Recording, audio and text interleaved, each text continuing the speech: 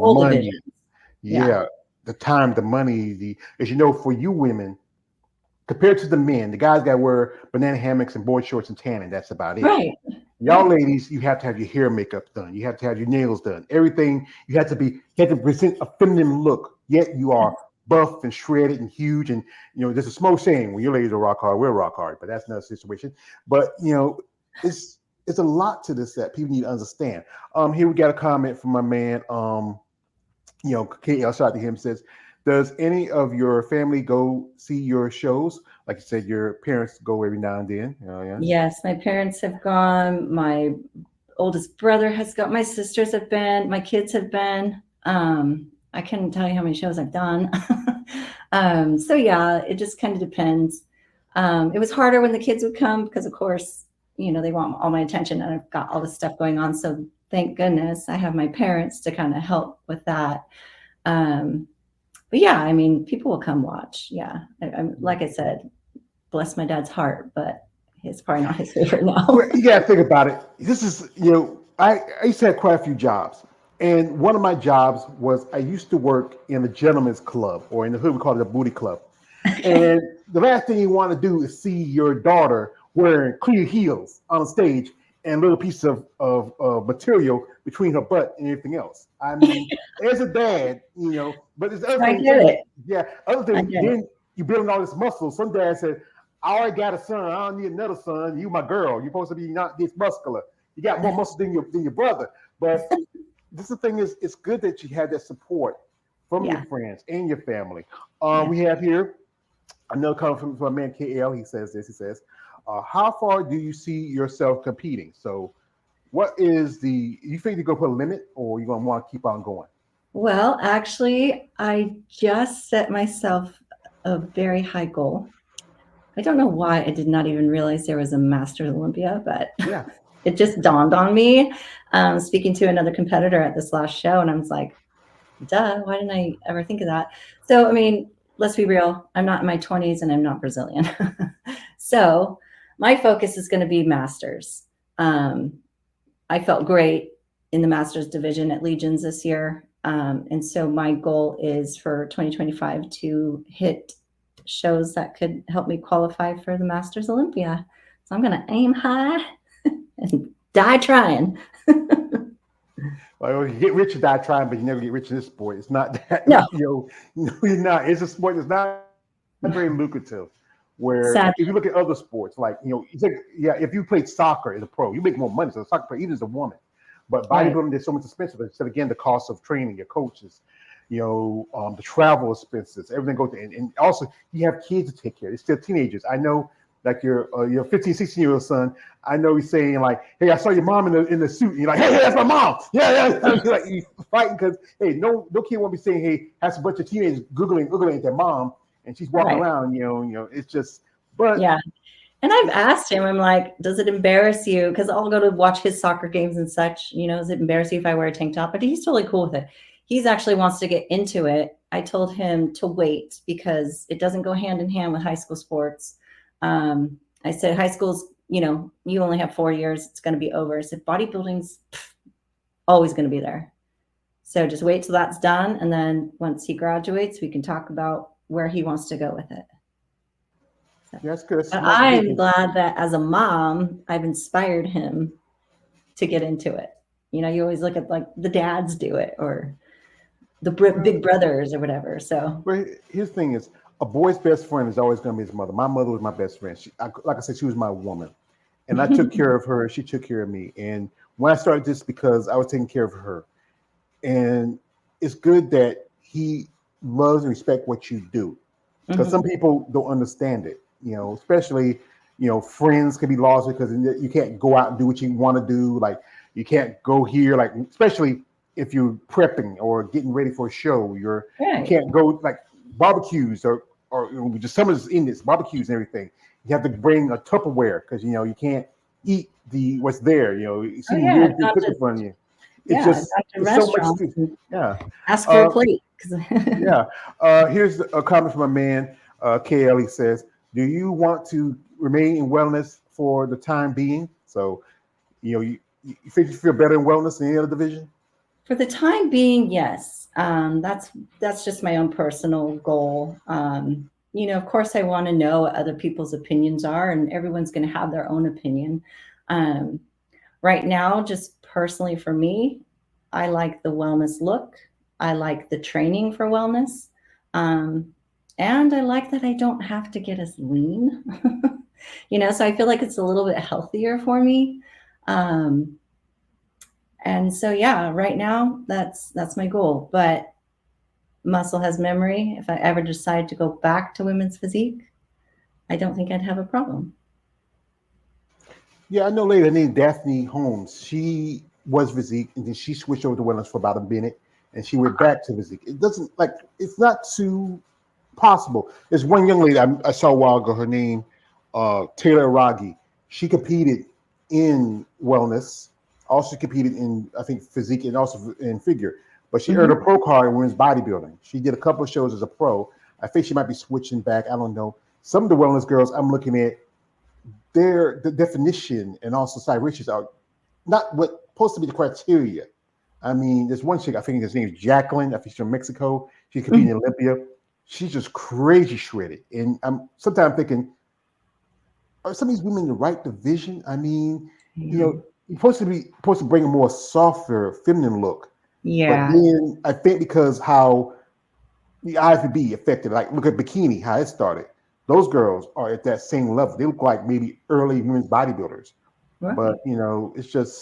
it's a lot of I think the judges' feedback is just it does help, but sometimes it can be, presumptuous. Well, what Trish and I discuss is, I mean, my body loves to be lean when I'm dieting and in all this. I prefer the leaner look. I like seeing more lines and all that. And we just kind of said, you know what? I'm just going to go in there how I go there. I mean, she was trying to fill me up like crazy before these shows last year and this year. I mean, I'm eating ice cream the night before, the morning of. She's like, go get a burger and fry. Like, so she was feeding me like crazy. My body still was just like sucking it up and throwing it out. So, I just, at some point, you just have to say, okay, this is what I have at this point, and this is what I'm going to bring to the stage. Yeah. We have a comment from man KL. He says, that's a good advice to your son. Yes, smart. Oh, thank Also, you. he's picking on me and saying, the times you say no D pics, you could make a compilation video of it, George, and they would send it. Yeah, there's some guys like that. Hey, I have, like I said, I've been confronted with some of these ladies who tell me crazy stories, how guys were sitting there. And I remember one time, me and these ladies were friends, we were on IG Live just talking back and forth. And next thing you know, some guy comes in. I thought it was someone she knew. Next thing you know, he pulled his pants out in the middle of the IG Live. I said, what the fuck? I mean, I played high school football. I've seen that, but I don't want to see it when I'm on live. We got here from a man, Steve. He says, hello, my friend. Sorry I'm late. Is this a friend of yours, Steve? I'm sure, like social media or whatnot. Yeah. Yeah, he says, he also says this, he says, aim high indeed because you are possibilities are limitless. Okay, thank you, Thank Steve. you. Also, this is from my man KL. He says, bodybuilding can be complicated and not very easy to understand on the outside field unless you are bodybuilding or know a bodybuilder. Well, like I said, it's an education. Like I said, I've been following sport for a long time since I was a teenager. Actually, when I was younger, my brother used to play football here in our hometown. He used to get the muscle max. I grew up at the tail end of Arnold's career and Lee Heaney, and then here comes Corey Everson and the Rich McLeishes, and then Linda Murray's, and then they kind of changed my progressive mind about women with muscle. But I really Well, get an education when I talk to you ladies, and I know things, folks. What I'm going to do is this: I'm always researching and finding stuff. And a while back, she did a little interview, and this was her first interview. This is when she got her pro card, and we're going to show this. So so old school. yeah. That's the thing is, I'm good at my job, and Yes, good job. if you want to, like I said again, this is where I enjoy talking about these ladies because this really shows her passion about this sport or how she got in it. So we're going to pull it up here.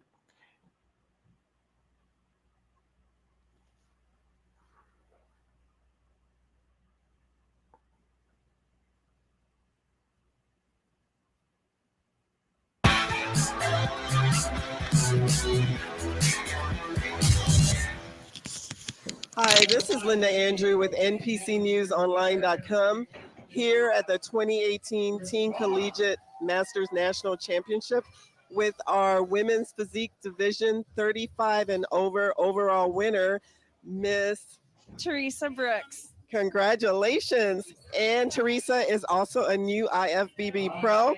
How do you feel about that right now? It's unbelievable. I have no words. I'm on cloud nine for sure. Well, you look terrific. Tell me a little bit about yourself, where you're from, what you do. I'm from Roseville, California. I'm a mother of two. I do hair, personal training, and this is my passion, my love, my purpose. So That's awesome. How long have you been in the fitness industry? I've been doing bodybuilding for 5 years. Yes. 5 short years, and you are now a pro. I know there's a lot of people you'd like to give a shout out to, so go ahead. Absolutely. First of all, my family, my parents, my children, my trainers, Trish Wood, Mike Wood, my sponsors at Total Nutrition, all of my friends, my family, my loves, my support. I wouldn't be here without everybody in my circle. I know they are proud of you, and they're over there jumping up and down, cheering you on. What are you going to eat tonight? Oh, cheeseburger and funnel cake.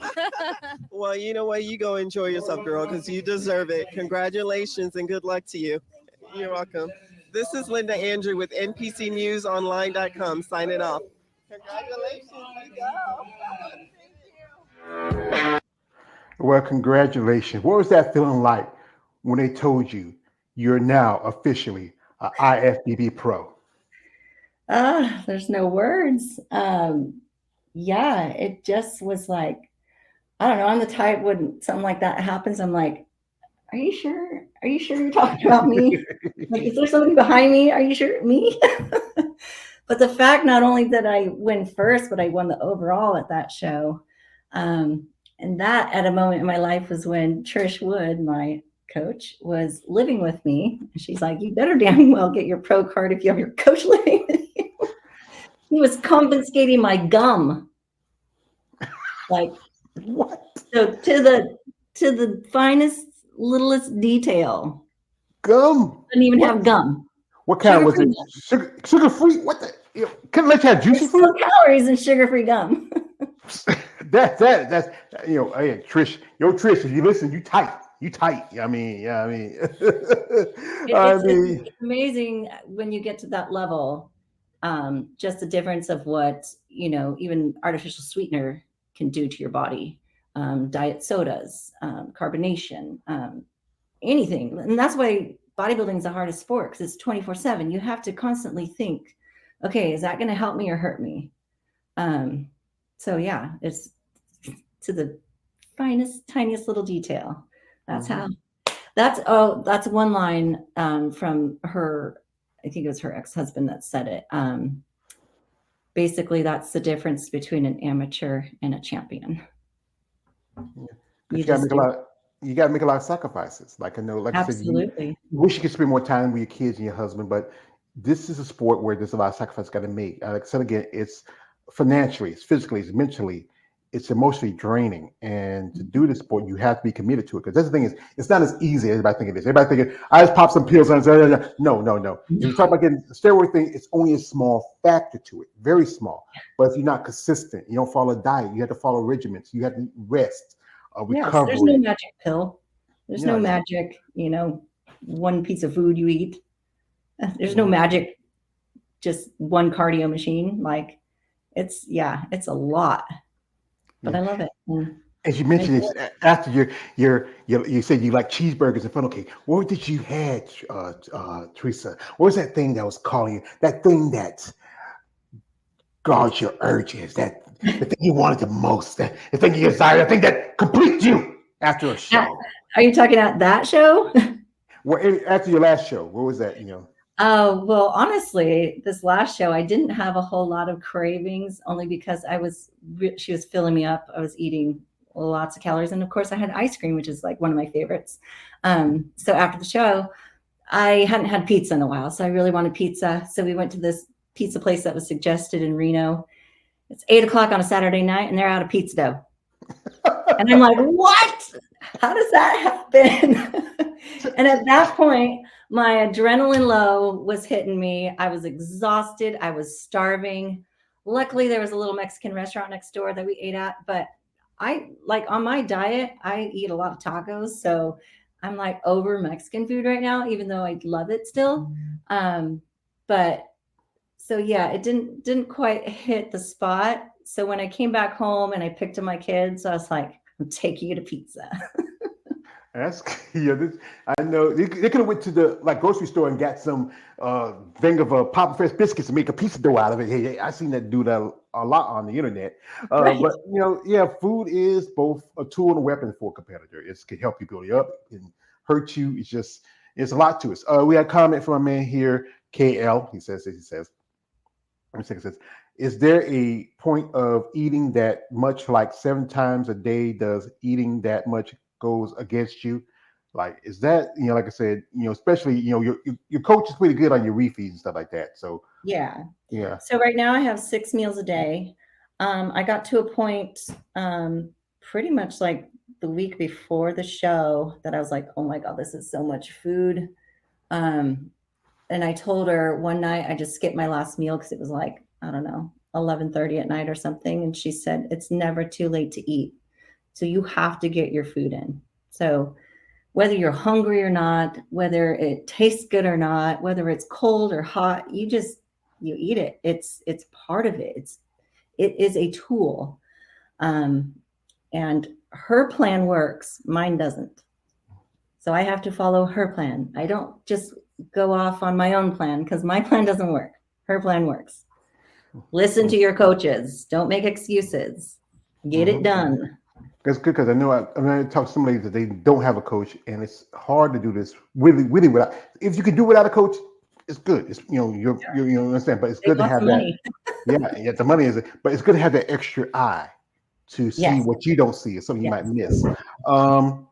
Here's this from Steve. He says He says, you're looking amazing, T. Shout out to Steve. Thank you. Appreciate T. Also, my man KL says, I indulge in the pictures growing up with the women, but there were times I won't work out.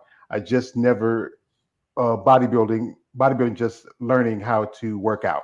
Yeah, that's the thing is, and when you, like I said, you really focus on your leg day. But when you were training in physique, what was that favorite workout for you? And what is your favorite workout now, other than legs? Well, really, when I was doing physique, I loved training my shoulders. And of course, legs, quads. I'm very quad dominant.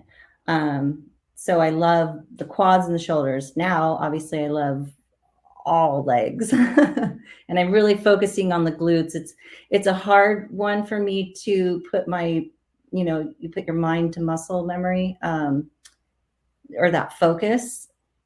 Because again, I'm very quad dominant. So my quads want to take over even when I'm doing glutes.